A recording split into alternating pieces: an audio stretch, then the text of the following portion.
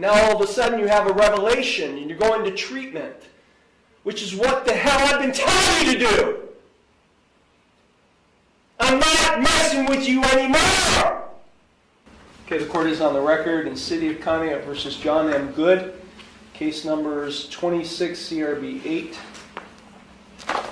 25 CRB 238, and 25 CRB 161, and 23 CRB 180. In 26 CRB 8, Mr. Good pled not guilty to 5 charges: using weapons while intoxicated, 2 counts of aggravated menacing. All 3 of those charges are first-degree misdemeanors, and 2 counts of domestic violence, each of which is a 4th-degree misdemeanor. Those pleas were entered on January 12th, 2026. We conducted a first pretrial conference on January 26th, and today this case is set for a second pretrial conference. In 25 CRB 238, Mr. Good has a probation violation case or complaint that's been filed against him on December 16th, 2025. He entered a not guilty plea on January 26, 2026 at a preliminary revocation hearing. This case is set for a final revocation hearing. In 25 CRB 161, a probation violation complaint against Mr. Good was also filed on December 16th, 2025, although that complaint does not mirror the complaint filed against him in the previous case. The allegations contain different allegations. Again, Mr. Good pled not guilty to that complaint, and this case is set as well for a final revocation hearing today. Mr. Good is present. He is accompanied by his attorney Matthew Schultz. Also present is Law Director John Lewis and Probation Officer Sean Benoit. Court is in receipt of a pretrial report. Mr. Lewis. Thank you, Your Honor. With regard to the 26 CRB 8 case, the offer that's been extended to Mr. Good would be to plead as charged to using the weapons while intoxicated offense. With that plea, the city would dismiss the aggravated menacing counts at defendant's cost. The city would also amend the domestic violence counts to aggravated disorderly conduct under 509.03 B1 E3A. The city would recommend probation, fines, and court costs. Prior to going on the record, Your Honor, I spoke with both Jason Rout and his father, Dennis Rout, who is the father and grandfather of the defendant.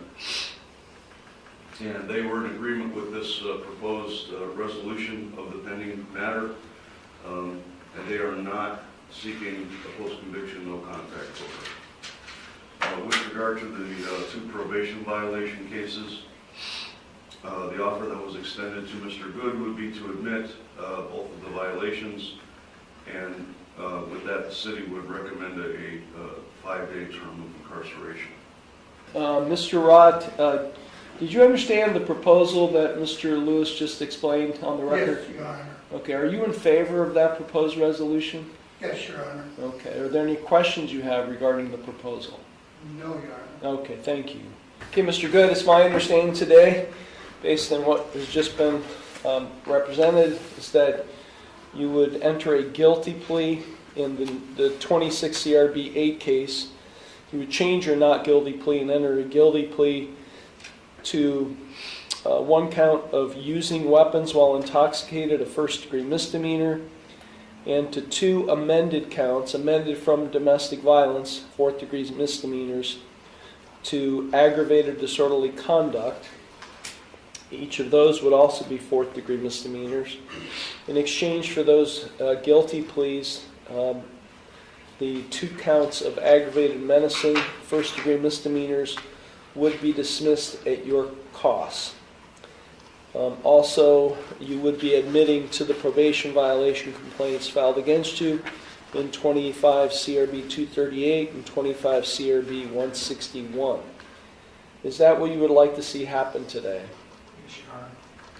You understand by pleading guilty to the charges and to admitting to the probation violation complaint This is a full resolution hearing.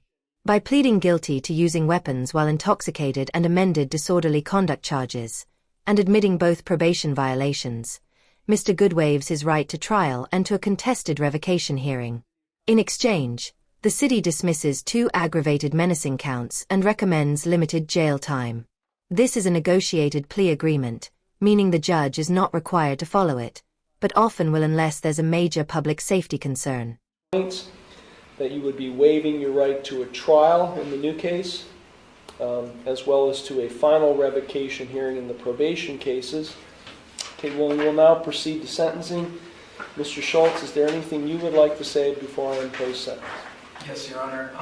First, Mr. Good did inform me that he has recently started working with a case worker for community counseling, setting up and going to appointments. Has about 1 weekly, I believe, or what was it, 1 to 3 weekly? 1 weekly. Okay. And he's gone to 3 so far just for mental health and drug treatment.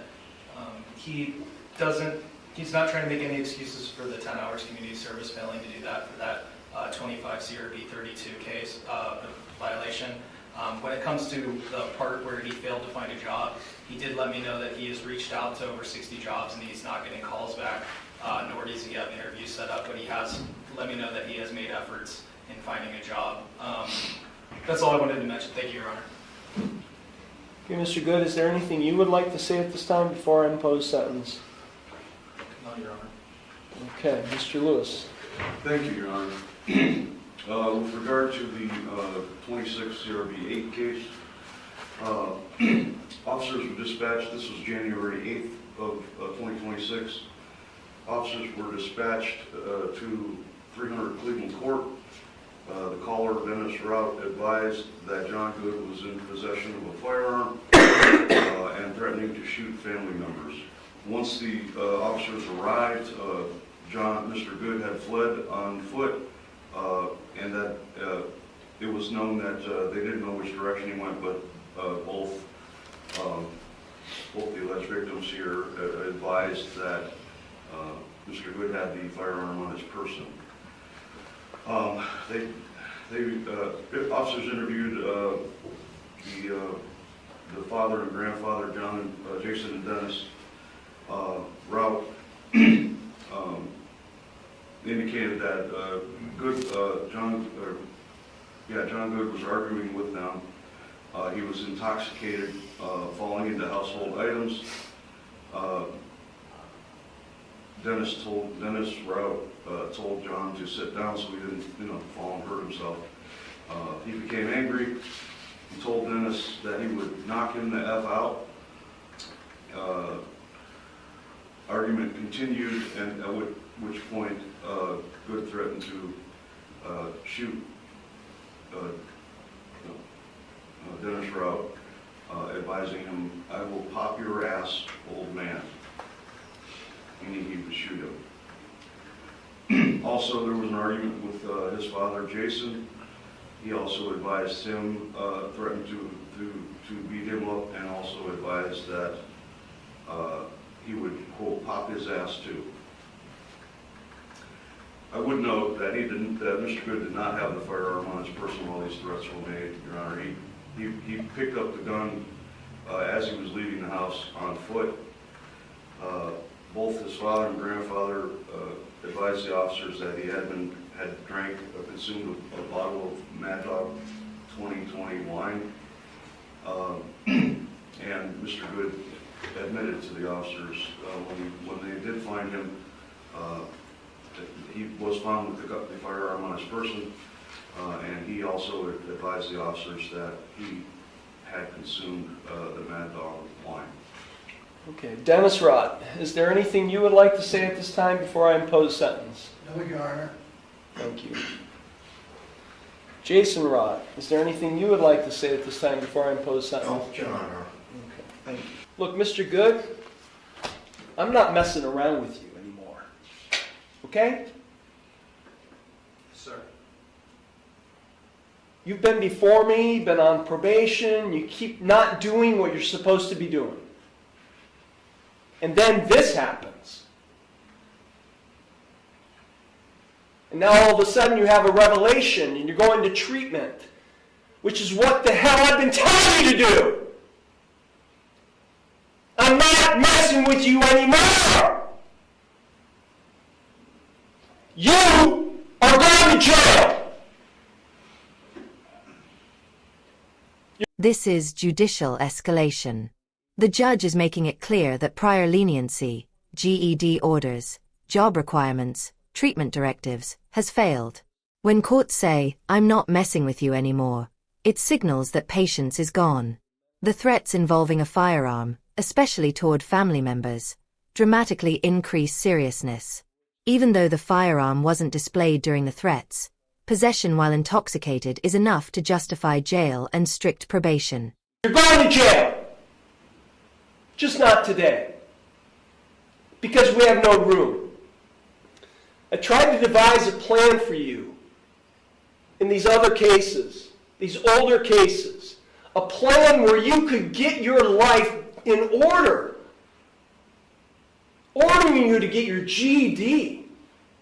Ordering you to get a job so you could support in some way, financially, your household. Ordering you to get treatment. Treatment that you desperately need. We devised this plan to help you.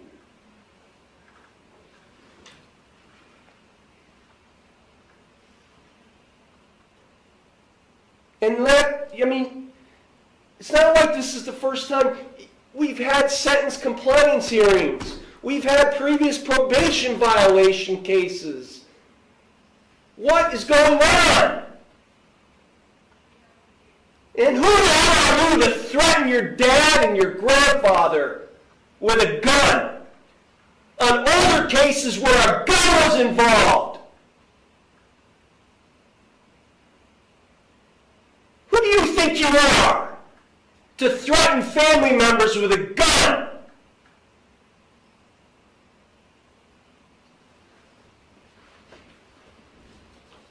Young man, let me just tell you, after you serve the jail sentence I'm about to impose on you, if you screw up one more time before me, and this probation officer seeks to violate your probation, I don't care. You're going to get the maximum sentence, and I'm throwing away the key. Yes, Your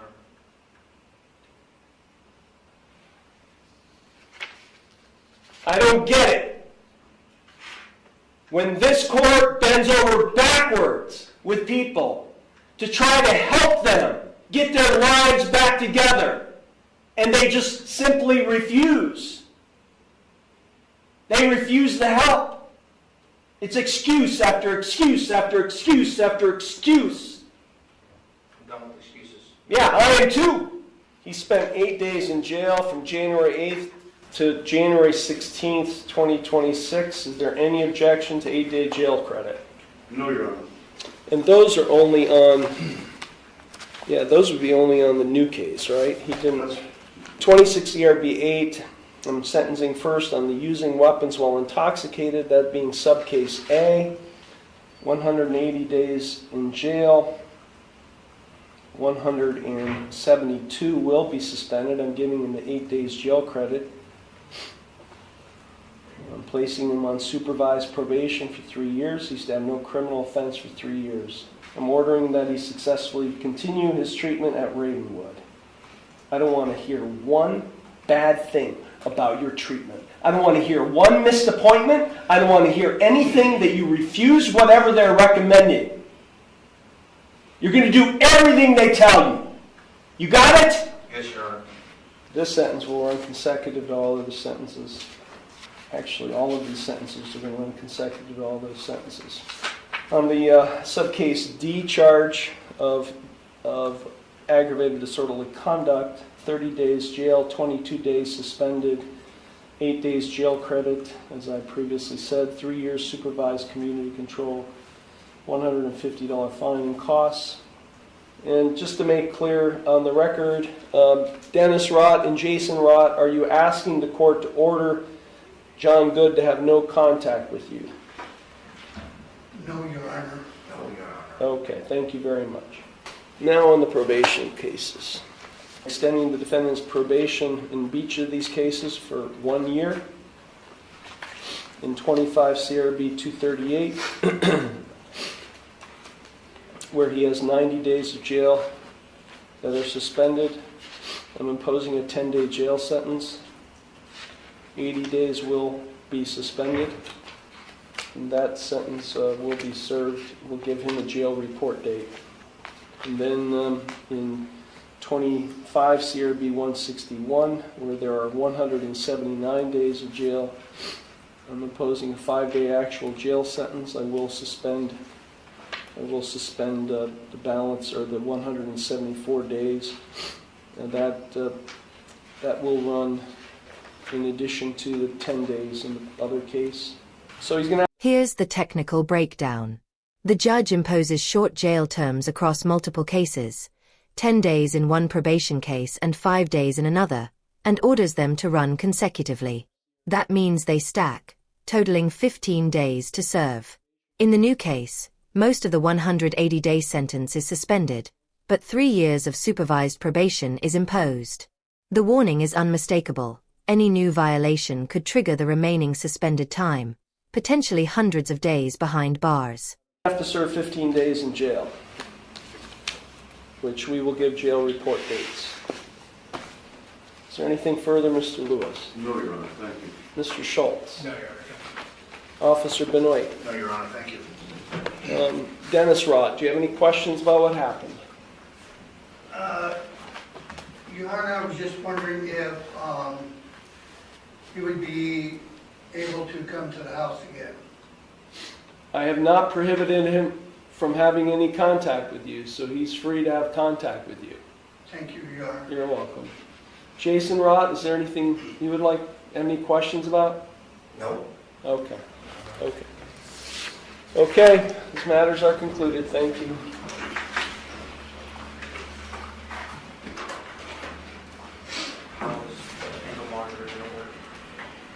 You can talk outside.